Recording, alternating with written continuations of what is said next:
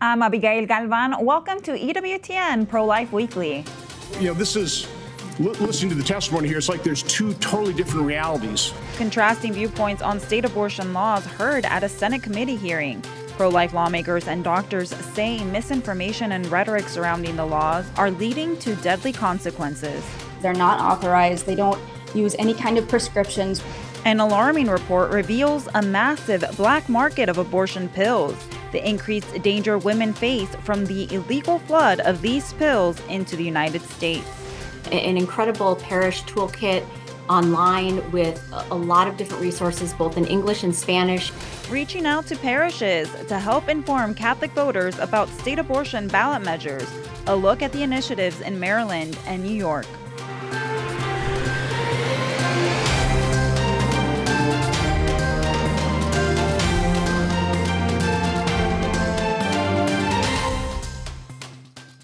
Lawmakers that take an anti-abortion stance have created penalties that are so strict and severe that it places fear in the hearts and minds of doctors, the risk of losing their medical licenses to practice. No state abortion law would prevent a doctor from providing needed emergency care to a woman if it included abortion under all of the exceptions to abortion laws. And again, things like miscarriage and ectopic pregnancy don't even qualify as abortion.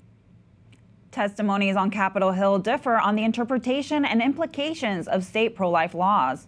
Pro-abortionists claim that pro-life laws lead to the deaths of women seeking an abortion or having a miscarriage because doctors are afraid of legal repercussions. One witness says she was turned away from 2 hospitals while suffering from a miscarriage in Louisiana. Pro-life advocates say it's not the laws, but the misinformation and fear-mongering around the laws that is leading to these tragic cases.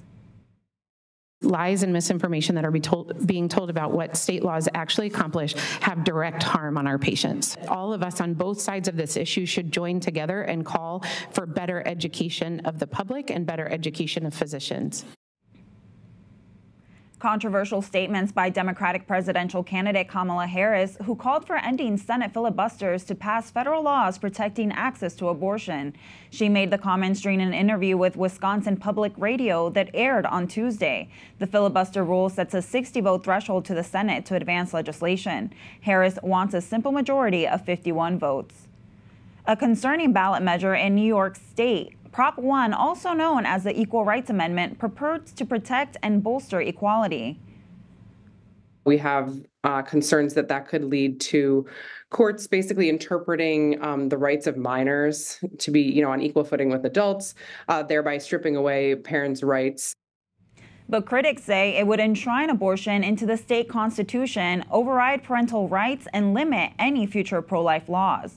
The wording of Prop 1 would broaden the state's anti-discrimination laws, which already protect against unequal treatment based on race, color, creed, and religion, to also include sexual orientation, gender identity and expression, pregnancy and pregnancy outcomes, as well as reproductive health care and autonomy.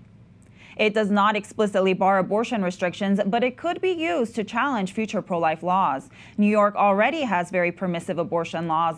On the books, the state has a gestational limit to abortion at 24 weeks, but exceptions for the health of the mother, which include mental health, opens the door to allow abortions up to the moment of birth. This amendment would strengthen abortion as a so-called right. New York bishops issued a statement calling the amendment a wolf in sheep's clothing and said it would have dangerous consequences if approved by voters. Aisha Kreitz with the Frederick Douglass Foundation of New York joins us now to talk about the dangers of this measure.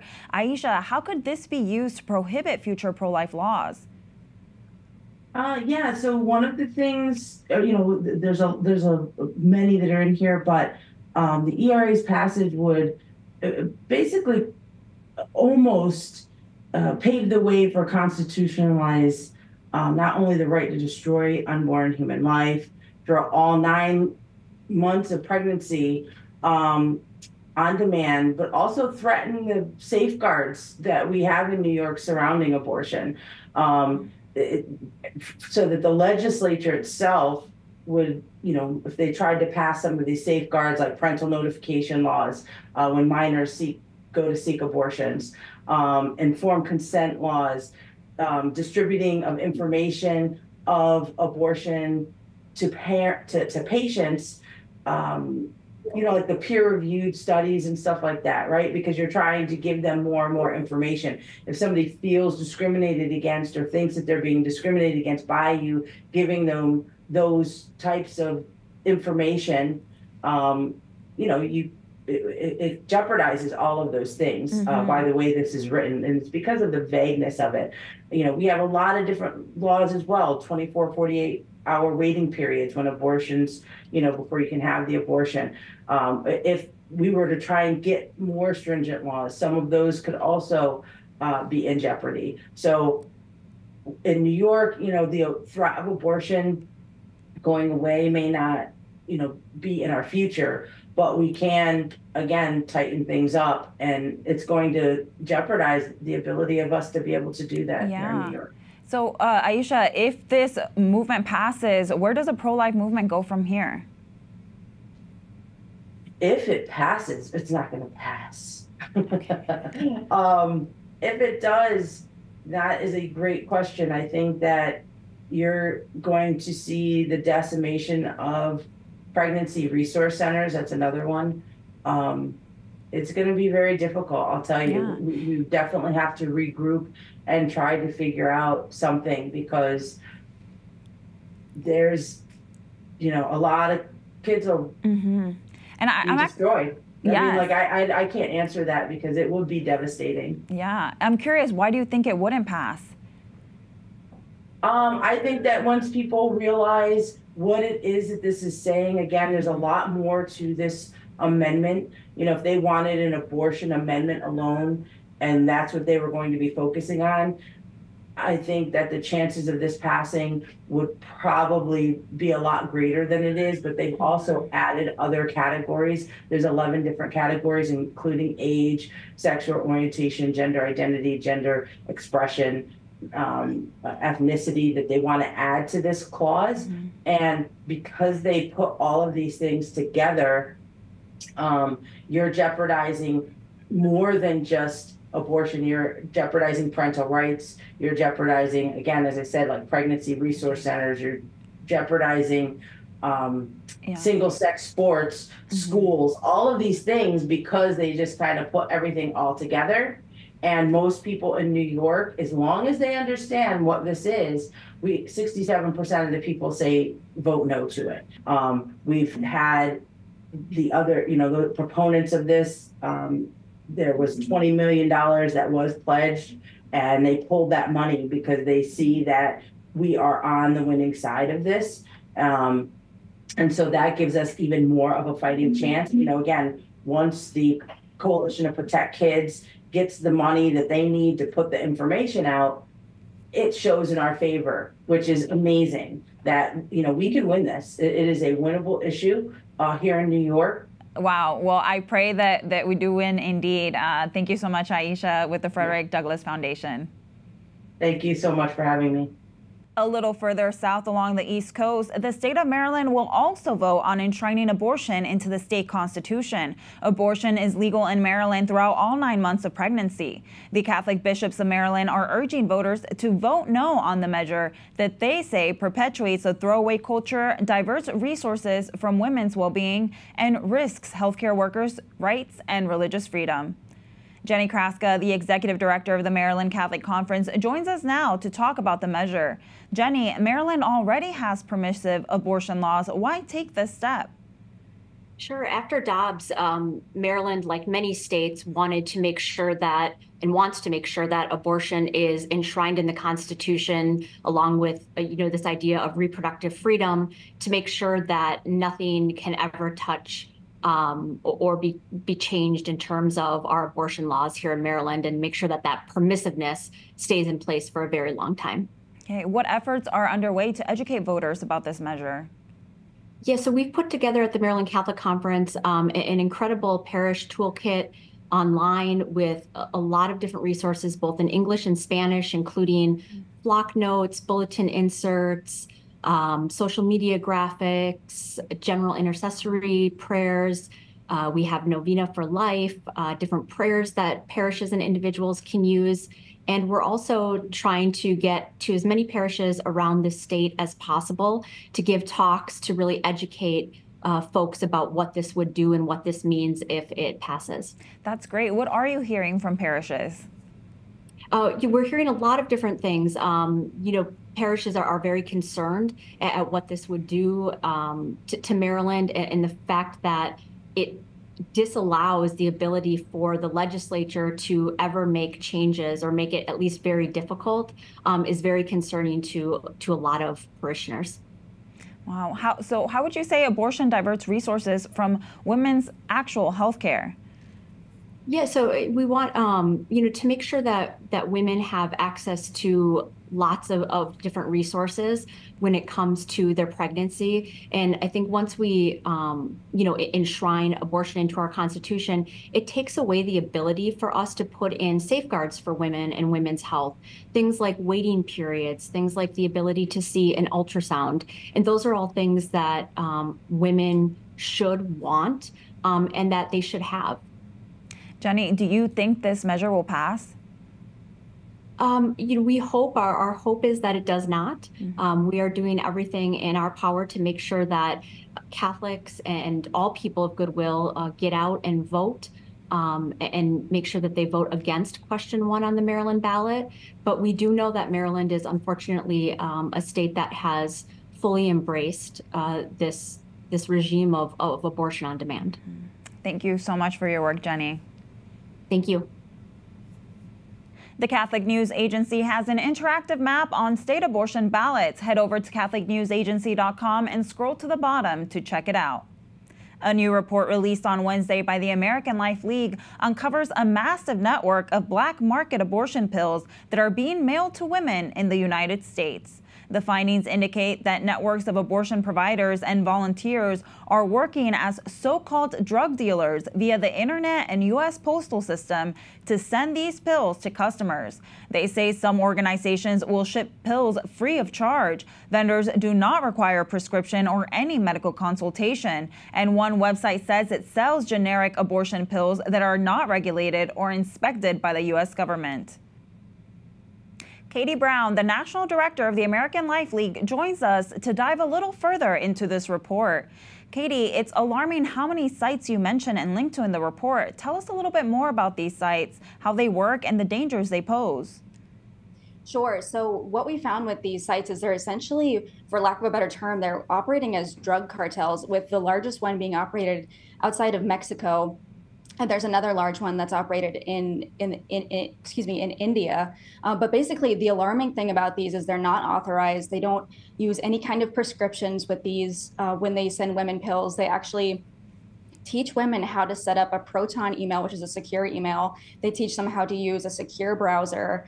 They even go so far as to tell them, if you're going to walk to your mailbox to obtain these, wear a face covering, wear a hat, just going to extreme lengths to teach women how to hide these illegal abortion pills. And really, it just, as we were kind of uncovering this in our office, it just screamed at us that this really resembled a drug cartel, but not, a narcotic drug cartel. This is an abortion drug cartel. Wow. Federal law prohibits importing drugs like marijuana. It's also illegal to mail them across state lines. Yet, according to your report, deadly chemical abortion pills are flooding into all 50 states. Are any efforts being made to stop this? Unfortunately, no, and it really seems like it's the opposite. So the FDA has gone to extreme lengths to remove any kind of regulation from the abortion pills. And they're completely just unregulated, and we don't have any numbers either of how many women obtain these pills. And what's even worse, and what we're really trying to kind of raise the red flag with this report, is we don't have any numbers of how many women actually end up passing away from the use of these pills. And we know that it's happening. Just last week, there was a story of a mom from Georgia who had passed away from these abortion pills. So it's just completely unregulated. And it's kind of showing us the consequences of unregulated and unfettered abortion access in our country. Which is tragic. So there is no vetting process in place for any individual who may want to purchase these abortion pills. How does that endanger a woman's consent to take them? So it definitely, like I said, they really don't ask for too much information when these women go and request pills. So there's actually been instances, of course, of people pretending to be a woman to obtain these pills and then, attempting to drug their partner or their pregnant wife or their pregnant girlfriend to induce an abortion without their consent or without their knowledge. And we only know of a couple of cases, and thankfully in the cases that we do know about, people have been prosecuted for it. But the scary thing is of course it doesn't fit the liberal narrative because nobody wants to make the abortion pill look bad. So we really have no concept of how many women have been unknowingly drugged with the abortion pill, and maybe they just thought they had a miscarriage, but really there was somebody with kind of nefarious intentions behind it wanting to kill that child, which is just a terrifying reality. That is terrifying. And Katie, thank you so much for your work and for being with us here today. Of course, thank you so much for having me on. A new study by the Associated Press Nork Center for Public Affairs Research indicates that most Hispanic Americans believe abortion should be legal. Some 66% of Hispanic Catholics and 62% of Hispanic Protestants believe that abortion should be legal in all or most cases. 12% of each believe it should be illegal in all cases. The report also shows that a majority of Hispanic Protestants and Catholics think that Congress should pass a law guaranteeing legal abortions nationwide. The study included a sample of more than 700. An American woman became the first person to use a controversial technology dubbed a suicide pod to take her own life on Monday. Police in northern Switzerland detained several people on Tuesday and opened a criminal case in connection to the 64-year-old woman's death. Reports state that one of those detained is a newspaper photographer. The pod, also called the Sarco capsule, is designed to allow a person to kill themselves by pushing a button to inject nitrogen gas into the chamber. It's not just a nightmarish story. It's not just a huge scandal. It is also the concern for a slippery slope, how technology and marketing and many other things are being brought into play here in a way that is deeply troubling. Swiss law allows assisted suicide as long as the person takes their own life with no external assistance, and that those who help do not do so for any self-serving motive. In Belgium, the practice of euthanasia is on the rise. Pope Francis will be addressing it during his trip on Friday, September 27th.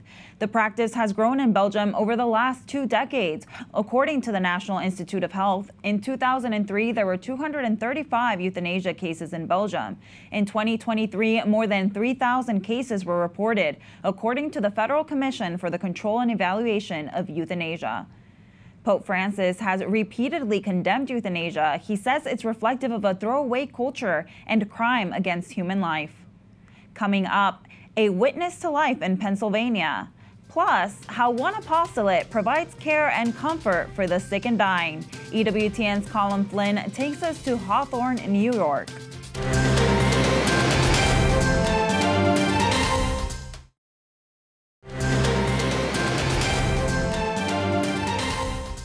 Massive crowds took part in the March for Life in Pennsylvania on Monday. Despite the rainy weather, at least 6,000 people in Harrisburg made their way to the state capitol building, holding signs, chanting, and being a public witness to life. This is the 4th year the march has been held in Pennsylvania. Serving those who are suffering, the Dominican Sisters in Hawthorne, New York's apostolate focuses on nursing Christ's sick who are poor. Those suffering from incurable diseases are given a place to stay, food, companionship, and most importantly, love. EWTN's Vatican Bureau correspondent Colin Flynn gives us a glimpse of some of their beautiful work. In the village of Hawthorne in Westchester County, New York, are a group of religious sisters caring for people dying of cancer. They are the Dominican Sisters of Hawthorne.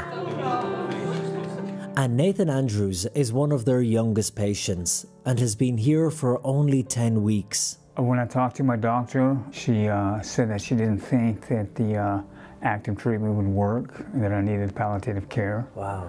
And so I told her that I was Catholic, so she suggested this place. Nathan had been living on the streets, and after developing cancer, the doctors told him there was little they could do for him. And without money to pay for a private hospital, he was referred to the sisters. Nathan is only 51. How are you dealing with this psychologically? You know, I really don't think about it that much. Do you not? No, I just, day to day, I just handle it. You know, it's a little scary when I do think about it, you know, because of, you know, the end. The end. Is, you know, kind of like the scariest thing. And this is where he reveals himself. Nathan is just one of about 20 patients currently here in Rosary Hill Home, a healthcare facility that was opened and has been run by the sisters since 1901. There are 31 sisters here, all under the guidance of Mother Maria Edward. Really our greatest effort to take the homeless and those without families. We tell them, we're your family. We are trying to be Christ to the sick poor, and they are Christ to us. This order, the Servants of Relief for Incurable Cancer, was founded in 1901 by Rose Hawthorne, who was the daughter of the famous American author Nathaniel Hawthorne. What was it that tugged on the heartstrings of Rose Hawthorne all those years ago, at a time when those who were dying of cancer, it was a very scary thing. People even thought it was contagious. Right. What was it that she saw that affected her so deeply? She saw the differences about how people were cared for. She knew Emma Lazarus, who was the Jewish poetess and did the inscription at the base of the Statue of Liberty. And Emma did die of lymphoma, and she died at home surrounded by excellent care at that time. Then she heard of this seamstress who was diagnosed with cancer and was sent to Blackwell's Island, and it was a pretty horrid place. And so it just, you know, hit Rose at the time, this horrible differences in what could she do. Rose became Mother Mary Alphonsa, foundress of the Hawthorne Dominicans. And over the years, Mother Alphonsa established 7 cancer homes across the country with a mission to provide free health care, something they still do to this very day. We have never charged anyone anything over 123, 24 years. We have much more liberty that way to do things in the manner that we want to do, to make it as home-like as possible. 31 sisters, all focused on serving the guests brought to their homes. You do love music. You want me to put it on? And the youngest sister is 26, having been here for 7 years. You've got that if you need me. It's a home that I can welcome people who need it, who may have never had a good home in their lives, hoping that that will help prepare them for their eternal home in heaven. So this is my friend Alva. Alva's a movie aficionado. Right. Mm-hmm.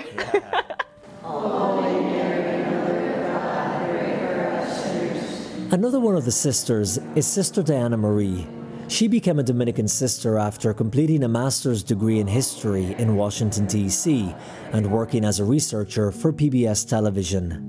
There's something about caring for the patients that always takes you out of yourself and makes you focus entirely on someone else. So you can forget the other things going on in your life and remember there's this person in front of you who needs you. For many of them, I presume this is the first time in their life where they felt someone being there for them, someone caring for them and loving them.